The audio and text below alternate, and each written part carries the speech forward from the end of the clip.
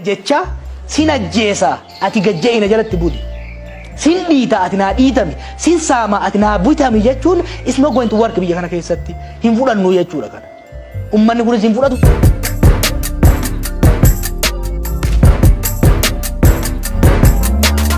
Ana saa ajaje akka Jawaar ajjeesu yookaan qabsaa Oromoo hayyuu tokko akka ajjeesu nafxanyaan halkan guyyaa irratti hojjechaa jirti. Oromoo waan adda waan fayyad qabdi. Kaleessas diina Oromooti, hardhallee diina Oromooti, gara fuulduraattis diina Oromooti. Akka wallaalummaa. Yaa ilmaan Oromoo keessan baddaaf gammoojjii kan jirtan gaara magaalaa baadiyyaa kan jirtan hundi keessan akkam jirtu nagaadha. Nagaan isiniif haa baay'atu. Nagaan isiniif hawwa. Akkamisin naguma. Egaa sagalee dhuma koo dhageessan illee jedheeni. Callisnaanis garaan na didde calliseen dadhabeen man callise ta'uu didde kanaaf inni afuuran baafadheen nagaa isin gaafachuu barbaade nagaan isiniif haa ta'u ammallee nagaan isiniif hawwa nagaa ta'a. Kan lagaa os bishaanii kan gogorrisuu dhagaadha kan narra yaa'u mimaani kan na barsiisuu garaadha. Akkam ta'uufira koo faala maalinaa himtu guyyaa ta'uun dadhabeemi halkan onaan baaritu guyyaa ta'uun dadhabeemi halkan onaan baaritu galagaa os bishaani kan gogorrisuu dhagaadha kan narra yaa'u mimaani. Kan na barsiisuu garaadha obsii kaya garaa koo obsaatu aannan dhugaa yookiin kan garaa kee argatte ton gammaddaa yookiin kan garaa kee argatte ton gammaddaa. Akkam yaa Oromoo maaloo maaltu ta'aa jira maaltu uumamaa jira. Inkum tayyaa lammii koo waan isin fixuus wallaale anaanis natti baay'atte kan kootuun jedhu Oromoon hundi dhumaa jira. Egaa maaltu mala jettu maaltu kana jettu yaa Oromoo lakki lakki.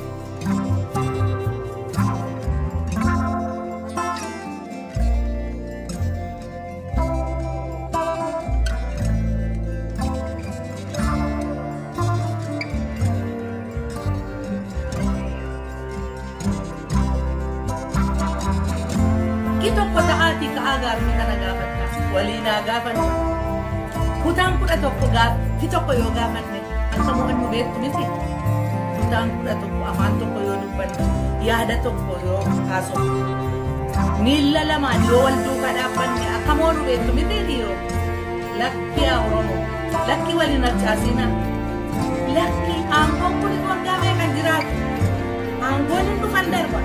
Akkuma urii nama darbu waan hundumtuun darba waan hin darbine hin jiru lafa kanaaf waaqa kana duwwaadha. Hin darba humni hin darba bareenni hin darba qabeenyi hin darba hiyyumni hin darba waan hin darbine hin jiru hin gogas hin dhufas hin dhumas waan hundumtu yaa Oromoo akkasitti yaannu lakki yeroo Wallaggaa ka'u inni Harargee inni Kibbaa inni Bahaa inni Jimmaa inni Walloo hundi ka'uu qaba.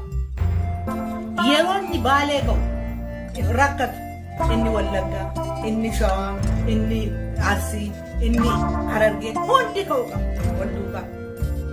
Lakki tuttuqaan kun nutti baay'atteetu ammoo utuma jennu hubamaa dhufu. Biyya eessaatti namni dubartiitti dhufaasee ajjeesaniiru annaan galle biyyi kun mootummaa qaba moo hin qabu gaaffii uummata Oromooti. Yoo mootummaa qaba ta'e mootummaan nama ajjeesu sirratti dhiyeessa. Namni du'u tokko calluma jedhee namni bineensi iyyuu cal jedheen du'u abbaa ajjeesu beekama. Bineensi akkaayyuu abbaa ajjeesu abbaa faacha sana dibate abbaa irreessa sana qabate beekuu qaba. Oromoon du'ee wanti hundi caalaa immoo kan na dinqa kan rasaasaa kan ilmoo fi haadha wal biratti ajjeesan gudeedhaan hafee utuu kana dinqisiifan. Mana hiyyeessaa mana Oromoo lafa dhiibee bulu. Dhoqqee waxabbaxee bulu mana isaa irra dhaabbatanii gubanii afaan Oromoo dubbachaa qawwee baatanii irraa sirbuun dhiiroo Eenyu kana godhe. Yoo maaltu kana godheettaa turbatte shanee kana godhe. Mootummaa kana godhe. Waa'ee namaa miti nuti. Waa'ee Oromoo sanaati. Oromtichi sun manni isaa maaliif gubate? Maaliif du'a? Namni waan barbaadetti amanu yoo amantiis ta'e. Yoo kaayyoos ta'e. Kaayyoo barbaade hordofuu danda'an. Mirga kun maayinii diimokiraasii sana jettan hin ta'u kun. Kanaaf inni qawwee baatee afaan Oromoo haasa'a. Shanee jedhee nama tumu sun. Eenyudhaan mootummaan kana hin beeku hamma kana hin beeknetti mootummaan hin jiru jechuudha. Kanaaf shaneessa ta'u abbaa fedhaa ta'u nama mana Oromtichaa gubee fi nama ilmoorraa haadha ajjeese sana mootummaan beekuu qaba. Kanan beeku taanaan mootummaan hin jiru. Biyyi ufa bushuu akka barbaadetti jiraatu kanan ta'u taanaan kun baay'ee waan gaddisiisa. Waan dhala namaa irratti ga'uu hin dandeenye dhabu. Dhugaa dubbachuudhaaf yoo ta'e inni waa'ee mana gubuu fi inni haadhaaf ilmoo wal biratti baay'ee na gube kun. Kanaaf yaa Oromoo yaa qeerroo isin immoo hidhamtanii torumtanii maal wayyi ani baay'ee kan na gubu mucaaqos dhiiga ishee dhangalaasanii duraayyuu bakka jedhamu biyya abbaa ishee irratti lafa abbaa ishee irratti dhiigdi ishee garmalee dhangala'ee mucaa waa'ee siyaasaa ta'e mucaa Awurooppaa dhalatee Awurooppaatti guddattee dhaqe biyya abbaa koo itti dhaqe biyya haadha koo itti dhaqe dhiigdi ishee garmalee dhangala'ee sareetu dhiiga sareedhaa ishee dhiigdi ishee dhangala'ee kun hin jenne namni ishee gaafate hin jiru. Hojjetu harki harkisee turii keessaa malee waliin nyaatu akka ammaan bineensaa jettetti wanti isaa dhiisnu dhukkubni kunis qophaa'aa jira isarraa immoo akka of eeganii mootummaa kana eegumsi gadhiisanii gaafadha. Kanaan achi immoo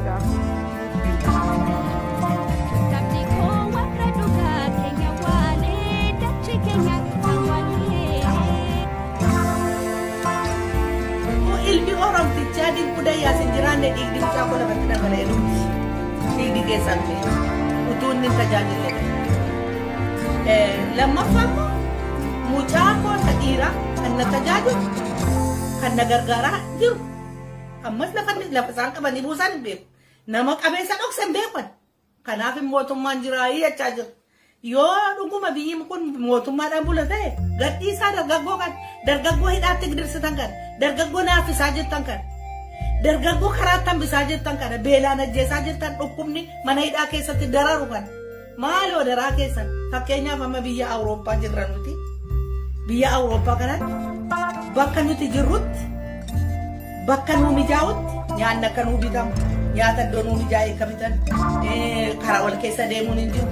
Namni qophaa jiraata mana isaa jiraata walitti siquun hin jiru haati filmoon waliin hin jiraatan yeroo dhukkuba kana. Kanaaf mana hidhaatti ugguranii uummata Oromoo fixuun maayilli kun egaa hiikkaan isaa maalidha naaf hin galle hiikaa rabbii jedhaa hiikaa dargaggoo kana hiikaa ifa keenya boriiti nuti duuna bakka yookaan nama duuna nuti geenye bakka geggeeffan eewutti laanna biyya kana.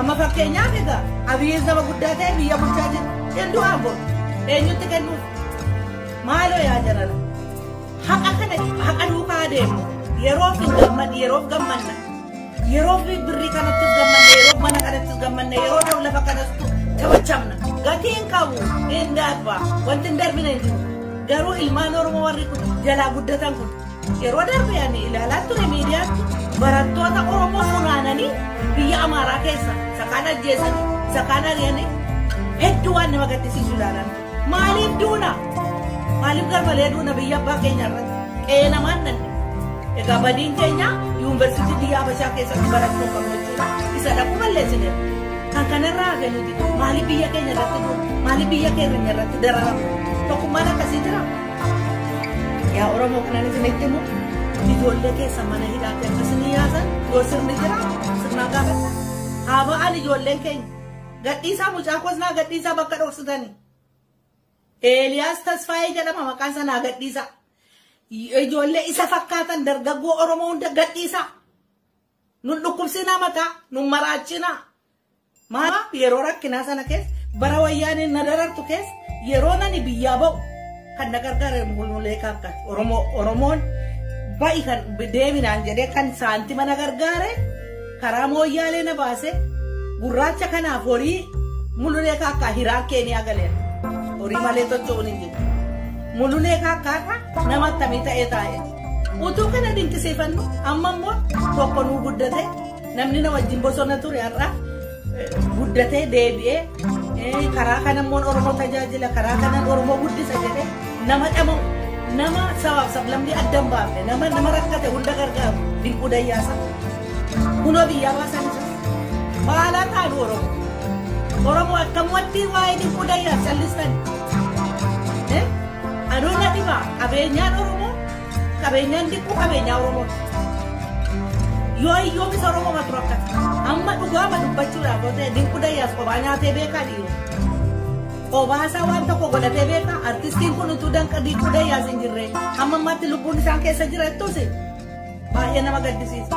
Ani artistoonnis keessumattuu artistoonni baay'ee ka'anii dhuma oolanii hin gaafanna walii jedhee yaadee ture garuu amma ammaatti nama artistii keessa nama maqaa Dinquu Dayyaasa hin dhageenye sin dhageenye wayi anatu dhageenye ta'a.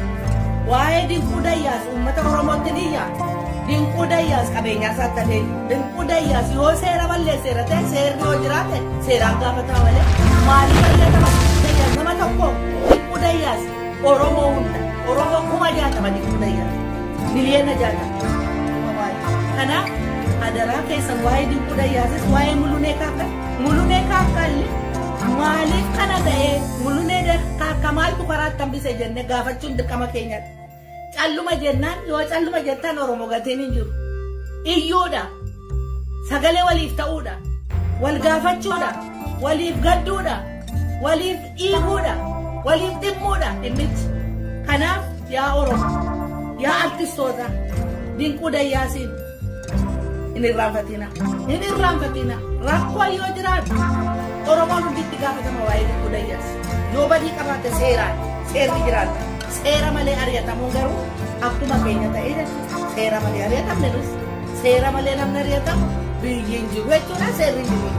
Ergi seerri hin jirre akkuma namaanis galee biyya isaa keessa jiraachuun saba isaaf jiraachuu qaba Dinquu Dayyaasa. Lammii isaaf jiraachuu qaba Dinquu Dayyaasa. Dinquu Dayyaasa ofii isaaf miti kan jiraate. Lammii isaaf jiraate saba isaaf jiraate.